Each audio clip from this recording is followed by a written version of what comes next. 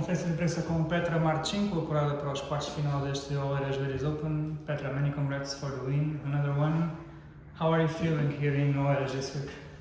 Thank you. Yeah, I mean, I really like it here. I've been here last week as well, so really enjoying it, enjoying Portugal. I said on the on-court interview, I love it here. I mean, it feels like every tournament is so special because everyone's putting in so much work and stuff, so yeah, it's really nice.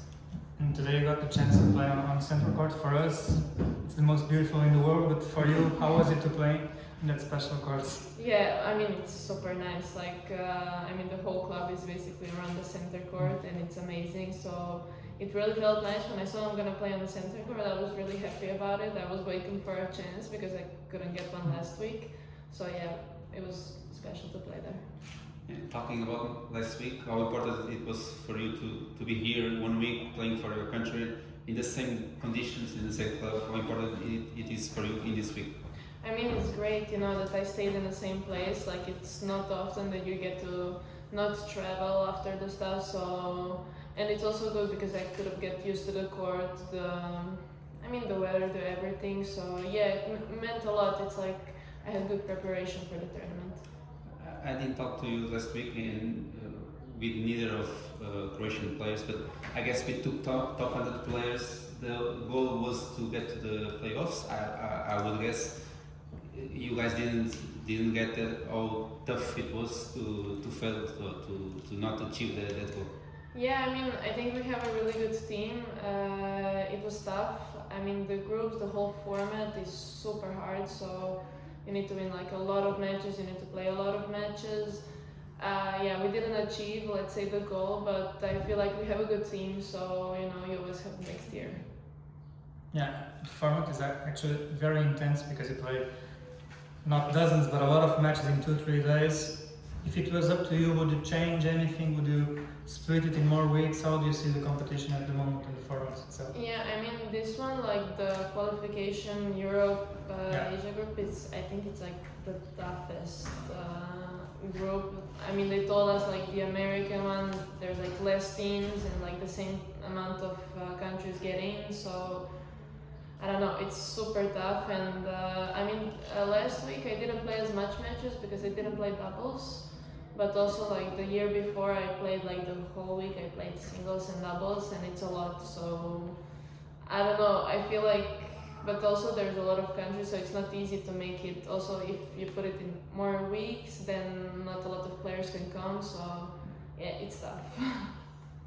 The initial entry list, as you can call it that, for last week was amazing. With a lot of good players. Then a lot of withdrawals, and you were one of the best ranking-wise of last week. How important it was for you, or is for you, to represent your country and to be there, no matter which group you were playing?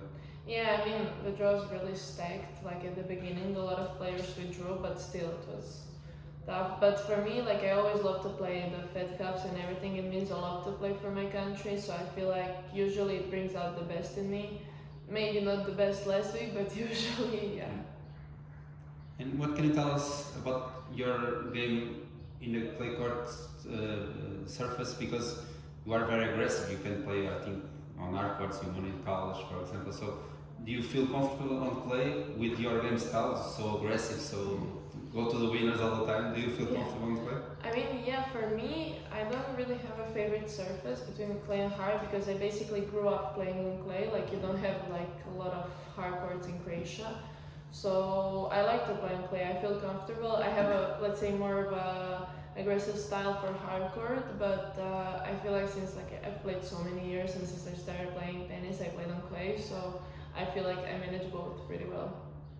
We were amazed by you today because you made, I don't know, 30 plus winners today.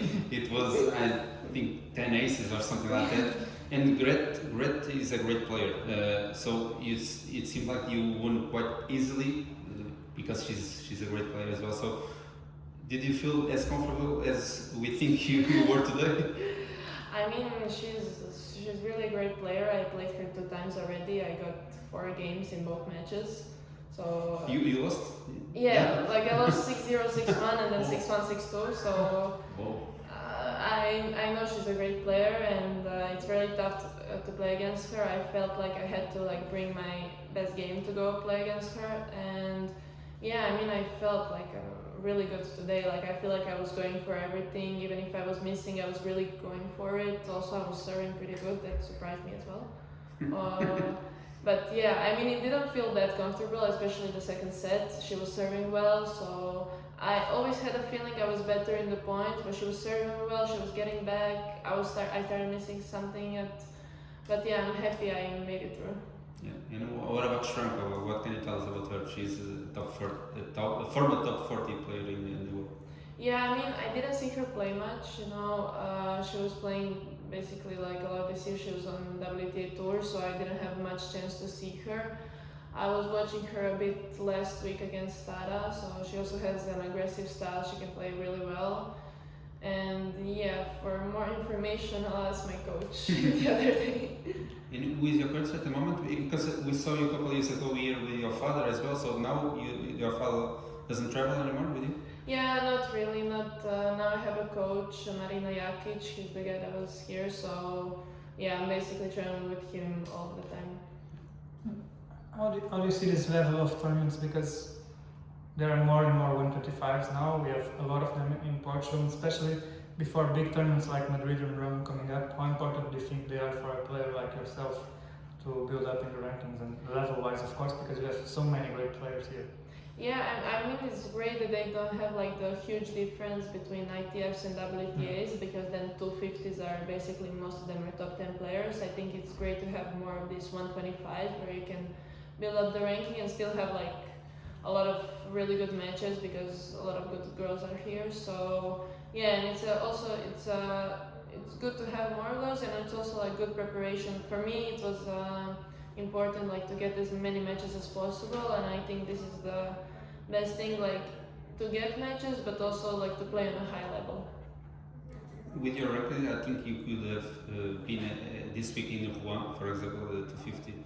Did you choose Portugal because it's an outdoor play tournament, or why did you choose? I chose it because I was already here, so that made it easier. And also I felt like I needed, like this what I said, more matches to get into form, because I wasn't really in form lately. So I think it was good for me to stay here and like go for it, because there was Rouen, I think I would get in there, and there was Stuttgart I wouldn't get in, so maybe qualis, but I'm not sure. Yeah, qualis I think, but yeah, I think this was a better option for me. The beginning of the year was a little bit tough for you, like you said.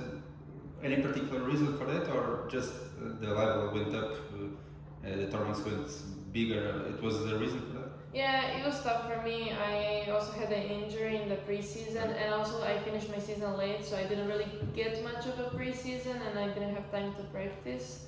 So yeah, but also like it's not only that; it's just the level got higher. So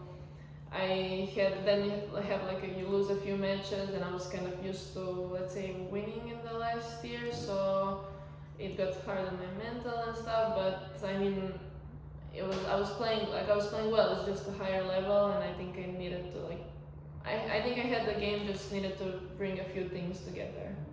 But in the big picture, are you happy with your progress in the main tour?